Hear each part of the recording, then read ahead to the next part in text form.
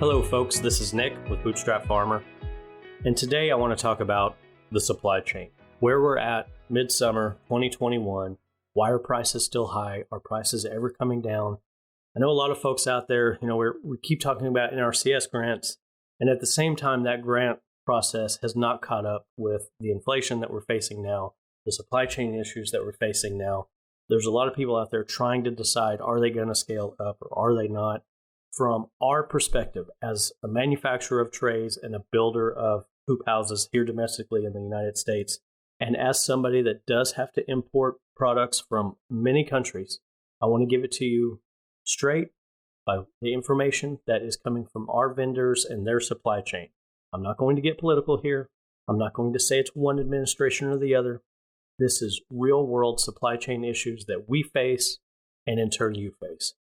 And keep in mind, we didn't go to college for this, but we have to deal with this every single day, and we've seen it on multiple fronts for multiple months, and so we wanted to just give you our perspective of it. There's going to be some generalities that we discuss that affect everything from grocery stores to tires to cars to home prices, but then we're going to bring it back down into agricultural industry specific, and sometimes specifically where we stand and sometimes where the agricultural industry stands as a whole.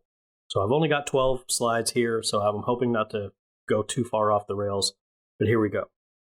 To understand how we got here, we first have to understand what happened.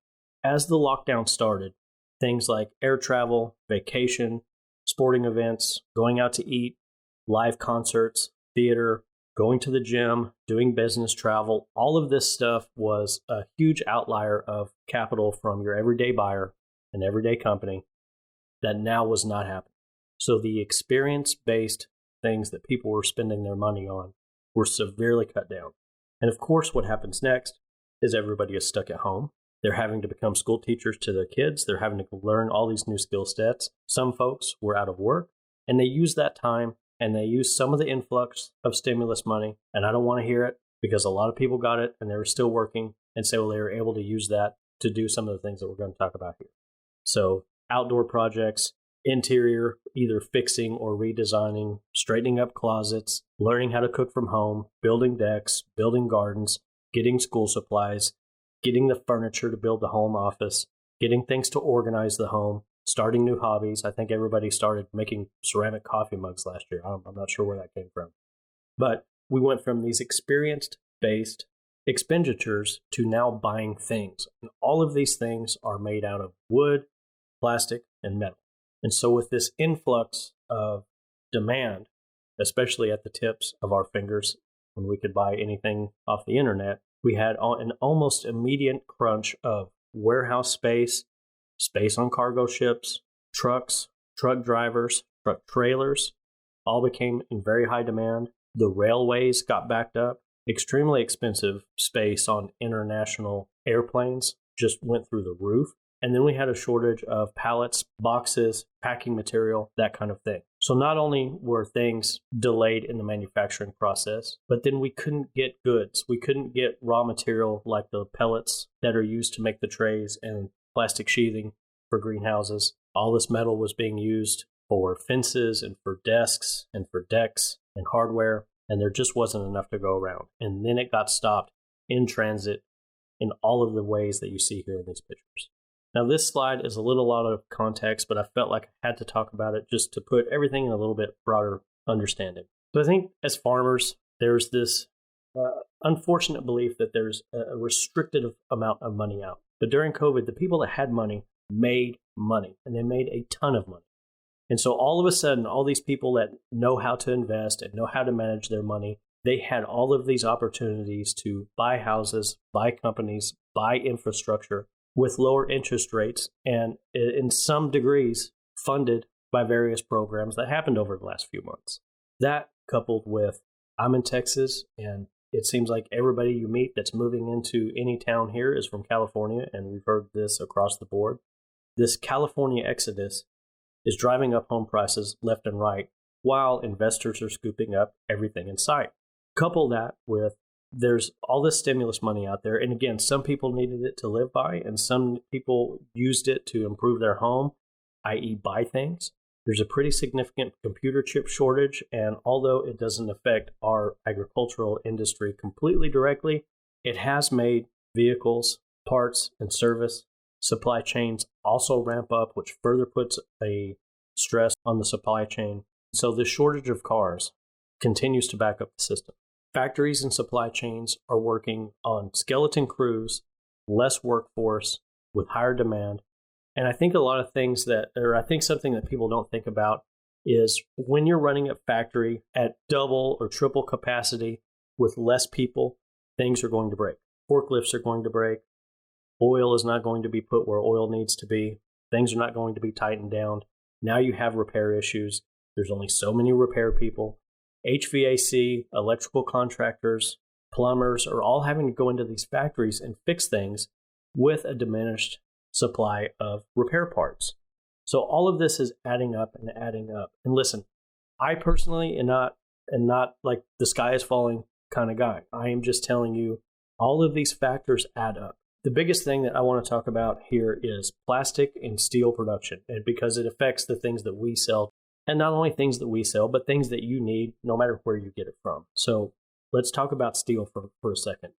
Just prior to COVID, a few months prior, there was a big conglomeration and merger of several of the large US-based steel manufacturers. And so the very top picture on this panel represents the steel is pulled from the mine, and then it travels to a factory in which it's smelted down and then taken to another manufacturing facility that smelts down the billets and makes pipes or makes I-beams or makes car parts or small parts or anything metal can be made out of. But from a steel standpoint, when you have this represents three factories that prior to all these mergers had a big workforce, they had a big logistics chain of trucks, and then with the mergers, several of these factories were completely shuttered and we'll never see them again, and some of that workforce moved on to another industry. The other two would keep one in production and then furlough certain parts of other factories in order to upgrade and repair and do things that would naturally need to happen. Well, then COVID hit, and with less workforce and less trucks and less capacity, of course, supply and demand rose prices up and restricted everybody's ability to get what they needed to fulfill their purchase orders. And so then everybody gets put on allocation. So you may need 100 units of something, but they're only telling you you can get 40 or maybe 60. Oh, and by the way, it's going to be more than double the price. And as that was going on, factories were having to shut down because folks were getting sick. There was also less drivers to move the goods both to the factory and out of the factory into the customers' warehouses. And again, repairs, not only in the factories, but on the fleets themselves were a problem.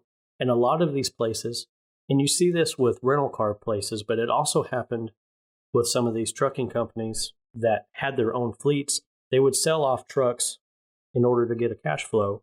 And now we're faced with a shortage of trucks. The other thing that we found really interesting, once one of those factories was shuttered for repairs, it takes 90 days for these furnaces to get hot enough to start smelting metal again. You can't just turn a factory off and turn it right back on the next day and be in full production. These things take weeks and weeks to get back full on in production. Now let's look at some of the things that we may or may not take into consideration when we're thinking about what's being made out of metal. Metal buildings, which because of the real estate market, because of warehouse space, there's absolutely not enough metal building materials to go around for these buildings. There is for sure not enough metal to be making containers, which it's a dramatic shortage of shipping containers right now. And a lot of people hear that and they think, well, it's just coming from China.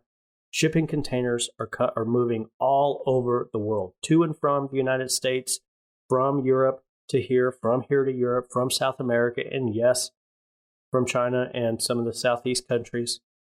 So it's not just a China thing, it's a worldwide shortage of containers. Couple that with pipe, fencing, tools, small parts, and then remember, everybody was home, everybody had hobbies, and so they were doing things like buying riding lawnmowers, buying golf carts, buying trailers, buying boats, which all require trailers and rims and tires in itself. Forklifts, they're harder to buy, they're more expensive. things like pallet jacks, instead of taking a week to get here, taking 6 weeks to get here, steel drums, shelving, pallet racking, windows, doors, garage doors, car parts, nuts and bolts, all affect what goes into greenhouses, because the greenhouse industry uses a lot of the same type of steel and aluminum that's going into all of these other projects. Our biggest competitor when we're looking at building greenhouses is transmission tower lines, cell phone tower lines, and radio antennas. While the pipe is much smaller, it's the same material. So the machine that rolls these coils of pipe that we use for all of the different sizes of pipe that we use, they switch out the dies and they make much larger pipe using a lot more volume of metal to go to these towers. And there comes the allocation. They can only roll so much in a week or in a month, and so whatever gets rolled gets sent out. And right now that we're starting to see some light at the end of the tunnel, but it's going to be, it's all over the place. Some people are saying 6 months, some people are saying 2 years. I believe personally it's at least going to see a year before there's any type of relief, but I could be wrong. Recording this July 18th, 2021. But the fear is, because metal is at an all-time high and because production is getting a little further along in being able to not meet capacity by any stretch of the imagination, but they're producing more and more, that the bottom is going to drop out suddenly, and that these distributors and manufacturers are going to be sitting on very expensive metal that is then going to be undercut by imports despite the tariffs, and that they're going to be sitting on material that costs them a whole bunch of more money to make, and they have to price at a higher price. And so what they're hoping is they're actually restricting supply to some degree in order to create this gradual leveling out of prices. That is above my pay grade, but that's what I'm being told. So, and again, we want to be as transparent as possible, so we're telling you what we're hearing. Next, polypropylene is what we use to make our trays at Bootstrap Farm. Polyethylene is what is used to make some of the ground covers and some of the greenhouse film, so we're going to include that in here too. The same scenario, lots of supply and demand issues. If you think a lot of stuff is made out of metal, think about plastic. Think of all the extra food people was buying and all that polyethylene and all that polypropylene food grade stuff that's being produced. Think of all of the supply chain issues with medical equipment, which is also using the same. Everybody's at home, so they're buying stuff for their kids and for their families and for school and for work and organizers. It's all over the place with how much is being made out of these two materials, including clothes. And so COVID hits, online shopping goes through the roof, and then August of 2020, right in the thick of it, Hurricane Laura comes up through the Gulf Coast and gives Texas and Louisiana a 1-2 punch and knocks out production of many factories that specifically domestically produce polypropylene and polyethylene. And just about the time some of these get back to full operation, February of 2020, Texas has this abnormal freeze for days on end and shuts some of those same plants again down for a week or two. So right in the middle of this big spike in demand, we have virtually no product to sell domestically here for a little bit.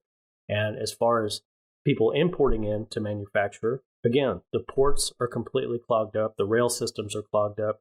People were not getting their supplies they needed in time. So all of these out of stocks, not just from us, but from everybody else, that's some of the reasons. It's just, there's so many steps along the way. And I'm telling you, from a buyer's perspective of these items, you get told one thing and it gets pushed, it gets pushed, and it gets pushed. And then we're having to tell our clients that are calling in one thing and it gets pushed and it gets pushed. And everybody's calling everybody a liar. And, unfortunately, we're stuck here in the middle. And it's, it's just tough for everybody.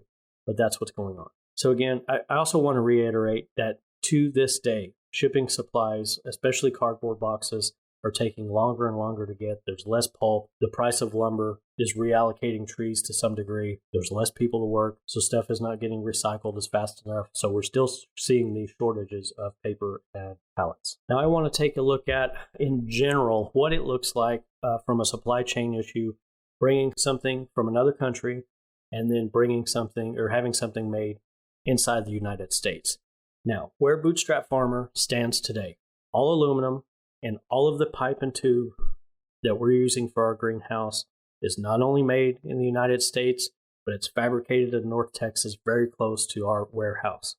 That lets us have an abnormal amount of quality control, and it's reduced our cost in shipping and manufacturing miles, which has not only helped us stay in production pretty well and in stock on those items, but it's also been allowed us to be competitive with some other folks that are building with some of the material that's coming from Asia. Where we stand on plastic today. As you know, we have moved shallow microgreen production to the United States. We have moved deep 1020 to the United States. I just yesterday received our first shipment of 1010s, both in shallow and deep, and those will be coming out in the next few days. And we have several other molds in production right now of our top items to be produced in the States within the next quarter. We're moving as fast as we humanly can on that.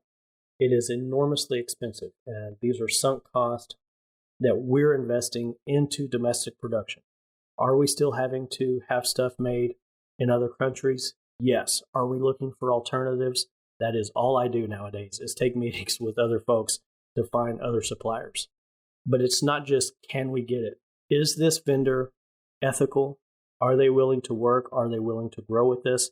Can they supply our needs? We move a lot of volume, and we need to make sure that if we are going to cut ties with a vendor that by and large has done very well for us, and in turn for you, can we replace somebody with the type of culture that we want to work with? As in, are you doing business correctly, and are you sourcing your material ethically? We have a policy in place where we are not signing anything with any new vendor unless we are there seeing it for ourselves with our own eyes. So this is a long-term process. And so I just need everybody out there to realize that for a company as small as us, we're going really fast. And thankfully, through the support of you, our farmers, who have trusted us to supply your farm, we're able to take a lot of these profits and put it right back into United States manufacturing. Is it as fast as we want? No. But I don't think there's anybody out there moving as fast and as diligent as we are today.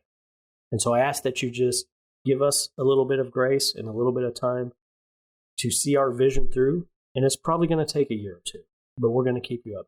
So let's look at the supply chain.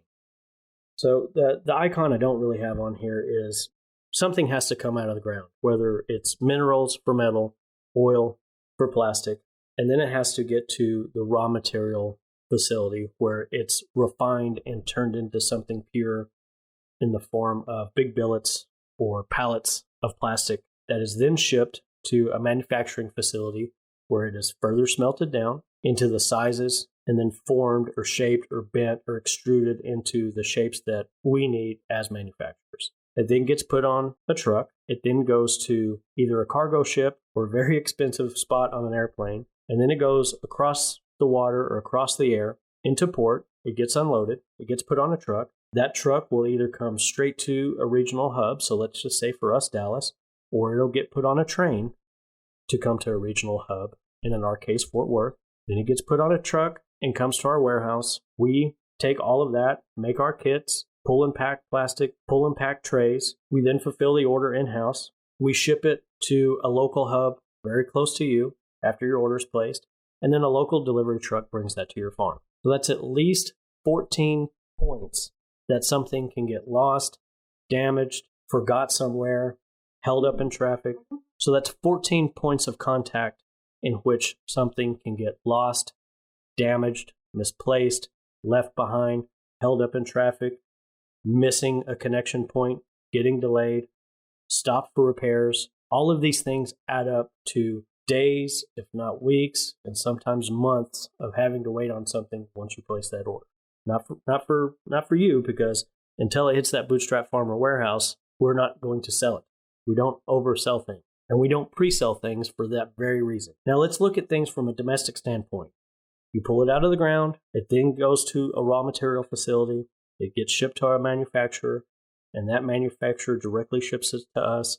We then, once the order is placed, ship it from Central Texas, and we're within 3 or 4 days of most cities in the United States, either from the west, the east, or the north, and it goes to your farm. And what's happened here recently is once we moved all the microgreen trays to the Midwest, if we get close to running out of stock, it doesn't take us 4 months to get it back. It takes us 2 weeks, and sometimes quicker. Our new manufacturing partner has been absolutely fantastic in making sure that we have been able to stay in stock through a very busy year. But that doesn't tell the whole story.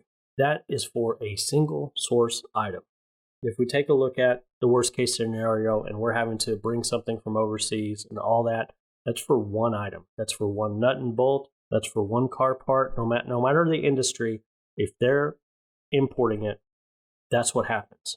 But if you take a look at something like we do, and let's just use the hoop house kits as an example, large parts are being made locally.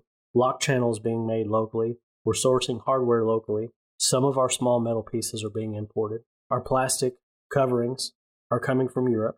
Our packaging, we're very fortunate that we get made custom local to us about a couple hours away. And then sometimes we have some plumbing parts or some other little tiny parts that we are able to source local or get manufactured local.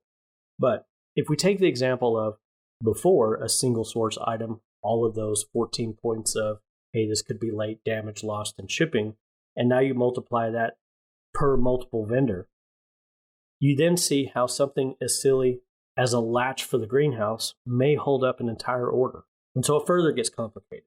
But then from there, once we have it all and we show in stock and we accept the order, we can get it from the truck to your local hub, to the local delivery driver, to your farm. So just know that all of these things are in play.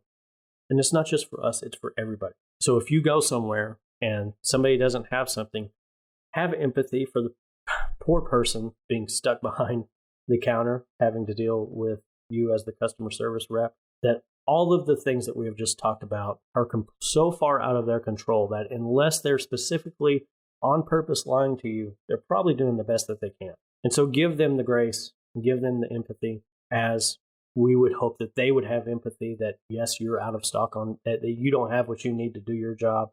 We're all kind of in this together. It's been a phenomenal year. It's been a year of great learning for us. We have learned more in the last 6 months than we have the entire time before, so 3 or 4 years that we've been around. And that's through working with great supply chain partners. And we're very proud of who we've brought on and who we're looking at currently. How to stay in supply. There's these things that were invented a long time ago called a calendar. And I know that in a year from now, it's going to be hot next June. And with this ability to foresee into the future when seasons are changing and when heat and frost and freezes are more likely to happen, and take into consideration, hey, I am down south. I don't need my greenhouse cover as early as other people. Realize that those other people are already ordering their stuff. And by the time you finally get around to dragging your feet and ordering whatever you need to prevent a frost, it could be out of stock. The lead times may be too long, or people have already placed their order and maybe you're on allocation. So despite whether you need it tomorrow or not, be planning for this for other grow zones around the United States. Frost blanket, greenhouse film, shade cloth. It's the 3 number one things people get real squirrely off because they drove their feet and all of a sudden it's somebody else's fault. Also, in general, these days you should plan for one of the carriers that's going to bring it to your house to lose it or damage it. So even if you placed your order, and listen folks, this happens less than 1% of the time for us, but I guarantee you it only happens to the people that think that the world is going to end if they don't get it. So if your whole life and your whole business and everything is depending on you getting this package, order with enough time to get it there twice. Because the more pressure you put on that particular box, Murphy's Law is going to dictate that that box is going to get lost, dropped, stolen, something. So be prepared for that. Second, plan for business growth. Last year, a lot of farmers did not plan for growth and they couldn't get supplies fast enough. We couldn't make things fast enough. We couldn't get it to make it fast enough. If you grew in 2020 and you maintained and grew in 2021, the chances of you being over that beginner hump is pretty good that in 2022, you're going to grow some more. Your seeds, your supplies, your integrated pest management, your weather and seasonal items need to be there when they need to be there and as early as possible. Allow for cut times, allow for delivery snafus, and have enough supplies for a surprise opportunity. These surprise opportunities were relayed to us on multiple accounts last year where clients of ours would call and said, hey, a farm just decided they were going to give up, so now we have all their chefs. we don't have enough to supply them, but we don't want to lose their business and we don't want to cut our current clients. What can you get us stuff? And man, we don't have it. We're out of stock. It's frantic because they didn't order an extra 10 trays or an extra 20 trays to account for there could be an event or an opportunity that they need to be in supply for. And that includes seeds and meat. So just kind of think about that. If you're on an upward tick, have the faith in yourself that you are creating your own opportunities to need some of this stuff ahead of time. And number 3, double check your order. Make sure that the address that you put in is the correct address. Make sure that if you're getting a greenhouse delivered, you're not putting a post office box in. Make sure that we have a good cell phone number or a backup number. Most of the time, when there is a delivery package on our end that we have to deal with, it's because the address was wrong or we don't have a way to get a hold of you. Or, listen up, folks, the emails that we have been sending are in your spam box. So if you haven't got that email confirmation, before you call, check the spam box. I guarantee you 99% of the time it's there. Assume carriers will make a mistake or be late. That's the 3rd time I've said this on this panel. And again, it doesn't happen as much as I'm making it sound like it happens here. But once it leaves our facility, it goes from our truck driver to our regional hub to somebody else's regional hub via another driver. It gets moved around several times in each hub. It finally gets put on a truck. That truck driver may or may not know the area. That's a lot of hands. That's a lot of movement. That's a lot of big machinery zipping by and catching corners of boxes. So just be aware that once it leaves, there's not a whole lot of control that we have until we get to a point where we can do some investigation. And we would prefer it that if there is a problem, call us. A phone call from us carries a substantial a bit more weight than it would from you, because you have like a general customer service number. We have numbers to our district managers, who in turn have numbers to their district managers and the manager of that hub. We can find out a ton more accurate information in a much quicker manner than you can. So let us handle that. That's what we're here for. We answer the phone 7 days a week. I guarantee you, if you email Bootstrap Farmer, there's only about a 3-hour window very late in the night where somebody isn't checking email. We're always up. So just send the email.